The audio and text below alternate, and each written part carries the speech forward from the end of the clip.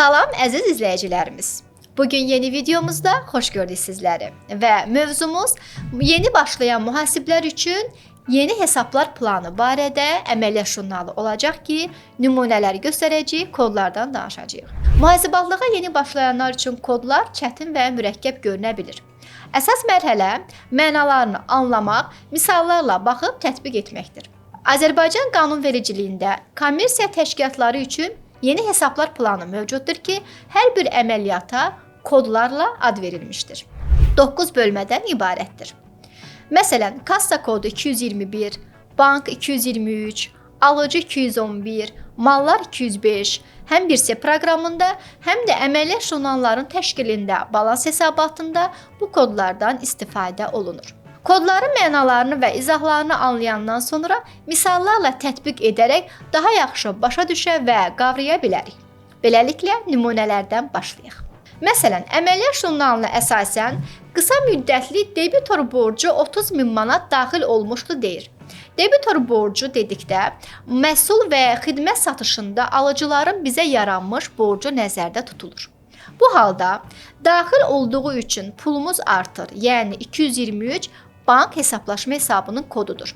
Debetdə ilk dərsimizə əgər baxmısınızsa, debit-kredit barədə məlumatlar verilmişdir. Debit artan alan tərəfdir, kredit isə verən azalan tərəfdir. Burada 30.000 manat bizə daxil olduğu üçün alıcıdan pulumuz artmış, yəni 223 debetdə qeyd olunmuşdur. Bəs pulu verən tərəf hansı tərəfdir? 211, yəni alıcılar və sifarişçilərin qısa müddətli debitor borclarıdır. Müddət deyilmədikdə, qısa müddətdən, deyildikdə uzun müddətdən istifadə olunur. Hazırki misalda biz elə qısa müddətli qeyd olunduğu üçün rahat şəkildə qısa müddətli koddan istifadə edə bilərik. Kreditdə pulu verən tərəf alıcıdır, ona görə 211-i biz kreditə qeyd etmişik. Beləliklə alıcıdan bizə bank hesabına pulumuz daxil olmuşdur. İkinci misalda qeyd edir ki, bizə nümunədə 6500 AZİ-nin əmək haqqı köçürülmüşdür. Əmək haqqı köçürülmüşdür, yəni məhsul olaraq bizim hesabımızdan işçilərimiz üçün maaşlar köçürülür əmək haqqı kartlarına. Bu halda birincidə pul daxil olduğu üçün biz bank hesabını artırmışıq, ancaq ikinci əməliyyatda pul bizdən çıxdığı üçün bank hesabımız bu dəfə azalan və verən tərəfdə düşdüyü üçün kreditdə qeyd etmişik. Bəs pulumuz niyə azalır? Hara vermişik? Alan tərəf debetdə işçi olduğu üçün əmək haqqı kodu 533-ü debetdə qeyd etmişik. Üçüncü nümunədə kommunal öhdəlik 350 AZİ-nin ödənmişdir. Bu halda yenə bank hesabından 350 manat çıxdığı üçün, köçürmə olduğu üçün bizim pulumuz azalan tərəfə düşür, yəni kreditə düşür. Alan tərəf isə pulun azalma səbəbi kommunal öhdəlik olduğuna görə 538 debetdə qeyd olunmuşdur. Dördüncü misala baxırıq. Kassadan 200 AZİ-nin dividend götürülüb. Dividend təsisçilər arasında bölüşdürülməli olan gəlirin bir hissəsi hər bir səhmdarın payına düşən gəlirdir. Bu halda əgər biz nəqd və ya bank hesabından köçürmə edərək təsisçiyə dividend payı veririksə, o halda bizim pulumuz, yəni azalan kredit tərəfə düşəcək. Azalma səbəbi alan tərəf kimdir? Debetdə qeyd olunmuş olacaq. Nümunələrdə bütün kodlardan çalışdığım qədər misallar qeyd etmişəm ki, ümumi olaraq nəzərimizə çatmış olsun. 5-ci misala baxırıq. Qeyd olunur ki, icarə öhdəliyi 1300 AZİ-nin ödənmişdir.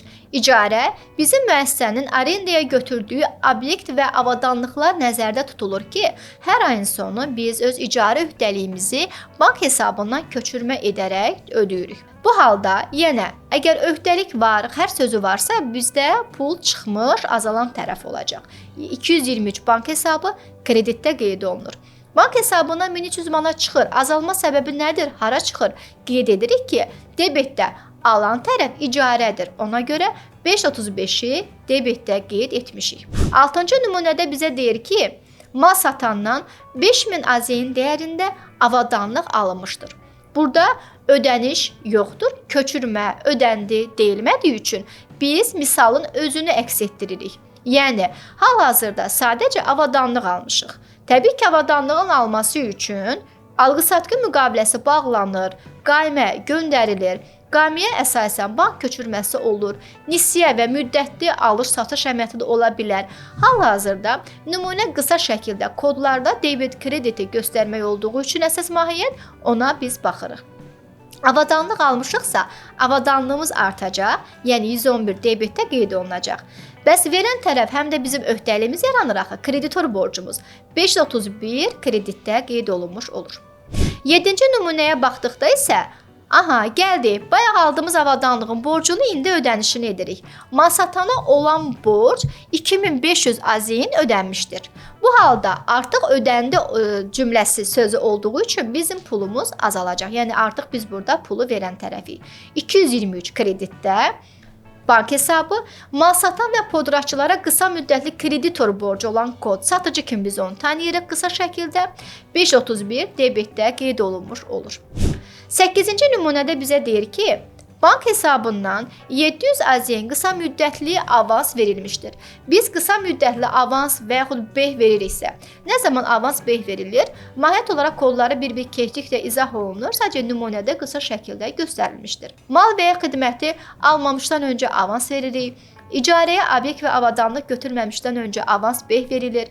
Deməli, hal-hazırda avansı verən tərəf biz olduğumuza görə pulumuz, yəni bank hesabımız yenə azalacaq. 223 kreditdə qeyd olunacaq. 700 manat çıxma səbəbi alan tərəf hansı tərəf idi?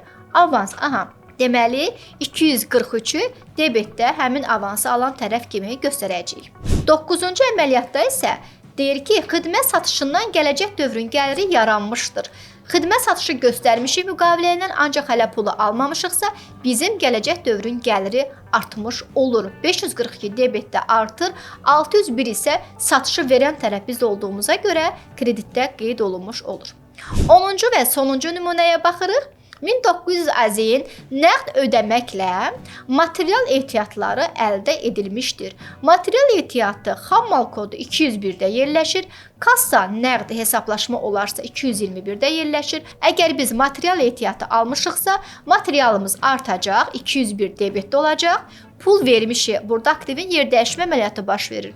Pul gedir, mal material gəlir, pulumuz azalaraq kreditə düşmüş olacaq. Bugünlük əməliyyat jurnalı yeni hesablar barədə dərsimiz bu qədər. Əlavə sualınız olarsa, komment bölməsində yaza bilərsiniz. Bəyənməyi və abunə olmağı unutmayın. Hələlik.